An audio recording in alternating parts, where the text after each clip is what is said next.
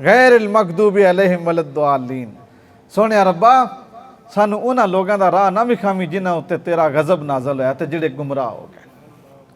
गुमराह कौन होए? गजब किन्हां ते होया? गजब उन्हां ते होया जिन्हां नू अल्लाह दा नां लैण दी तौफीक नहीं हुई। और सब तो वड्डी रब की नाराजगी है जे कि अपने जिक्र तो महरूम कर देवे। तुसी जिहदे नाल रेंज होवो, बड़ी तुहानूं सौखी जी मिसाल देना, जिहदे नाल रेंज होवो ओहदी कोई गल छेड़े तो की आदे चुप कर, इंज नूं आदे चुप कर, ओहदा नाम ही नहीं लेना, ओहदी ते गल लाउणी नहीं चाहिए। कदी सोचिया जे की पता है साडा शुमार भी खुदा दे नज़दीक उन्हां बंदियां विच होवे बस जिस वेले फरिश्ते जाके आदे होण बई या अल्लाह तेरा फलाना बंदा तराबा दा होवे, चुप, ओहदा नाम ही ना लवो, ओहदा नाम ही ना लवो। क्यों? ओहदी जुबान ते कदी मेरा जिक्र ही नहीं आया, उस मेरे नाल कदी मुहब्बत ही नहीं की, वो मेरे पिछे कदी जागी ही नहीं। हुण इलैक्शन दे दिहाड़े पे हुंदे ना, हुकूमत ऐलान कर छड्या, कई बेली वेशकोटा पा के अद्धी अद्धी राती भी टुरे, अद्धी अद्धी राती भी टुरे। अगले दिन मेरे को एक दोस्त आया, उस आख्या जी फलाना घर मेरे को आया, तो उन्हें आख्या असी आख्या बस चादर धारिया भी है, हूँ पाक गई चादर एक ही गल हुई। असी आख्या इलैक्शन नेड़े पे होंगे नहीं तो असा भी खलोना है, तो असी लगते हैं ना चादर धारिया भी आख्या राती 11 बजे आ गया। हुण ज्यों ज्यों दिहाड़े नेड़े होने ना, कोई चादर लैके टुरे हुआ, कई सलीता ले हुआ होना, ठीक है, काई वास्ते जी यार 4 पर्चियां लभ जान, अद्धी रात की, सवेल की, धम्मी की, रिश्ता की, ताल्लुक की, सलाम की, कलाम की, हर कोई टुरे हुआ यार मेरी थोड़ी जी टोर बन जाए इस ताल्लुक वास्ते। अगर राती कोई जागे अल्लाह दे नाल ताल्लुक वास्ते जी, फिर की बने? और फिर की बने?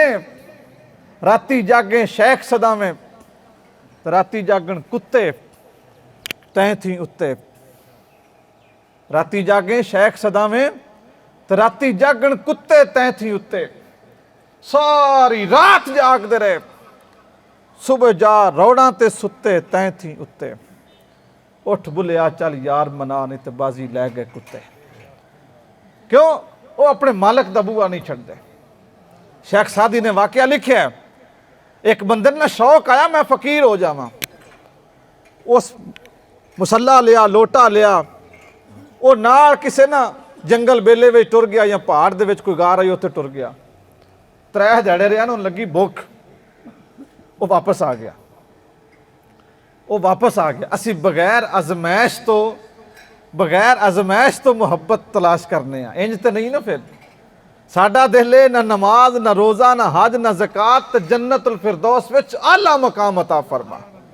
हाँ एडी जन्नत वाधू है, ठीक है, ना वुजू करना है, ना नमाज पढ़नी है, ना कुरान पढ़ना है, ना किसी का हक देना है, तो दुआ की करनी है जन्नत विच आला मकाम। जिन्हें जन्नत विच आला मकाम नसीब होया ना, वो जदों मरे ना उन्होंने जिसम का कोई मना इंजदा नहीं जिते तलवार दे जख्म ना हो, उन्होंने जन्नत विच आला मकाम लभे ने, उन्होंने सूतर दे भी ने।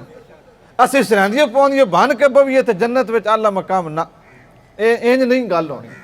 वो बंदा लै आया, उस आख्या फकीरी तो लभू को नहीं, उस भी सोचा ना, उस आख्या जब मैं फकीर बन जावा तो इतने दम कराने वाले, दरूद कराने वाले, गट कराने वाले, न्याजा देने वाले, नजराने देने वाले, मेरा तो काम तुर पूसी।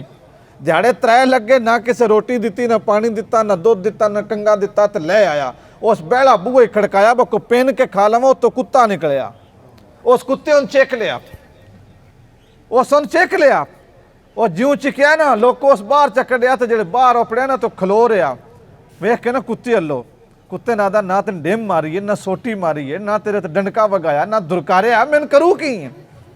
शेख सादी लिखते हैं कि अल्लाह की जात ने कुत्ते नूं बोलण की सलाहियत दी, कुत्ता बोल पिया, उस आख्या मकारिया फराडिया जालमा, और बनिया दी अखी में मरचा तो धूड़ पाने वाले, तेन शर्म नहीं आई? तू अल्लाह दे कोल गया है फकीरी लेने वास्ते, ओदी मुहब्बत लेने वास्ते, और 3 दिहाड़े की अजमैश आई है, तो मुड़ बंदियां दे बूहे ते आ गए, तेरे नाल तो मैं कुत्ता चंगा, मेरा मालक मैंने भुखियां रखे, तस्या रखे, रुखी देवे, सुखी देवे, मैं यदि ड्यूटी छड़ के नहीं जाता, तू बंदा होके कुत्ते तो थले टुर गया। उन्हें गल की, आजमाइश तो बगैर कुछ नहीं, ठीक है, कदी भी या अल्लाह सानू उन्हां में शामिल ना कर जिन्हां उत्ते तेरा गज़ब नाज़िल होया।